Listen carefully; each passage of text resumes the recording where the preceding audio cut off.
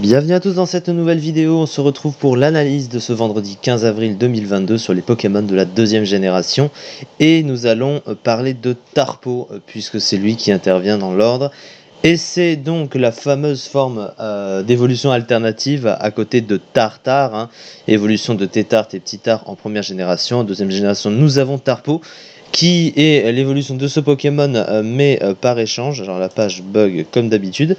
Tarpo, contrairement à Tartare, possède qu'un monotype eau pur. Alors le type eau, ça reste un bon type, que ce soit défensivement et offensivement. C'est un type qui n'est pas résisté par le type acier, ce qui est un avantage évidemment. Mais il possède évidemment les classiques 4 résistances que l'on connaît bien.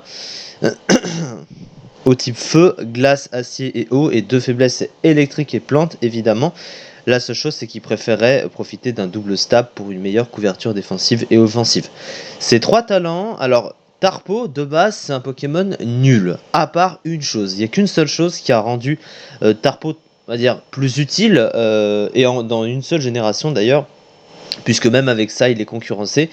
Par contre, si la page pouvait arrêter de bugger. Alors, les 3 talents, du coup, il possède dans un premier temps Moiteur, qui l'immunise aux capacités explosives, donc tout ce qui est self-destruct, explosion, etc., ainsi qu'au talent genre boom final.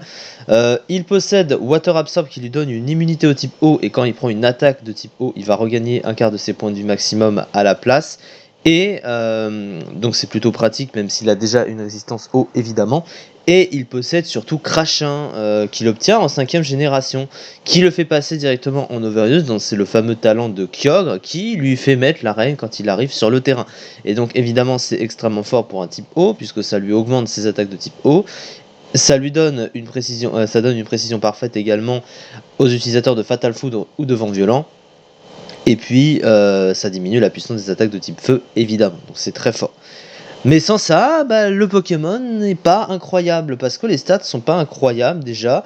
Il a une attaque spéciale de 90 qui est correcte mais pas incroyable. Il a un bulk, bon la défense spéciale est correcte, sans défense spéciale 90 en PV ça va mais c'est pas exceptionnel. Il a 75 en défense, c'est correct mais pas exceptionnel.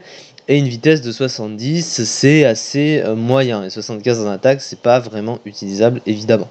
Donc du coup, les stats sont pas incroyables, donc ça aide pas vraiment le Pokémon. Son move pool possède quelques trucs, mais il est quand même assez limité. Il a pas de bon move de soin, il a que repos par exemple.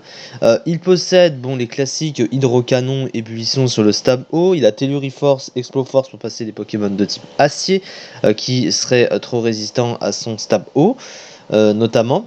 À côté, il a quelques trucs de soutien. Il a Périsson, donc Requiem, Hypnose ou encore, mais à part ça, pas vraiment grand chose. Donc il est assez restreint et surtout, il n'a pas de bon move de soin. Donc ça, on regrette vraiment. Vraiment pour ce Pokémon, clairement. Alors, la fiche stratégique du coup de ce cher Tarpo. De bons PV et attaque spéciale, une très bonne défense spéciale, type bon offensivement comme défensivement, un move full correct, talent Absorbo lui conférant une immunité, l'excellent talent Crachin, mais qui est banni en PU, oui ils l'ont banni dans les sous-tiers, faiblesse courante statistique en vitesse, attaque et défense moyenne, absence de capacité de soin viable en dehors de repos. Et puis surtout, il entre en concurrence avec d'autres Pokémon de type eau qui sont tout simplement meilleurs, Milobellus ou Aquali par exemple, sur le côté défensif, et puis les autres types eau qui sont à côté, on va pas tous les citer, mais il y en a des masses. Avec le talent Crachin, il y a également ce fameux Béquipan, qui est bien meilleur parce qu'il a le type au vol, donc déjà il a un double type, et puis surtout il profite de Vent Violent stabé avec la pluie naturellement, donc c'est beaucoup plus pratique. Il tape plus fort, même si le bulk est un tout petit peu moins bon. Globalement, il s'en sort mieux, surtout il a atterrissage pour se soigner, défog pour retirer les pièges de roc, et demi-tour aussi, donc il est bien meilleur que ce cher Tarpo. Béquipan est en overused, Tarpo est dans les tréfonds des tiers. Au niveau des usages, ce qui est moins pire et encore c'est pas incroyable, en rarely used, il n'est que 80e du classement comme on peut le voir ici, 1,24%, donc vous voyez qu'il est vraiment pas très très fort ce Pokémon. C'est ça en tout cas pour cette vidéo, on se retrouve demain pour la prochaine analyse sur les Pokémon de la deuxième génération. Merci beaucoup.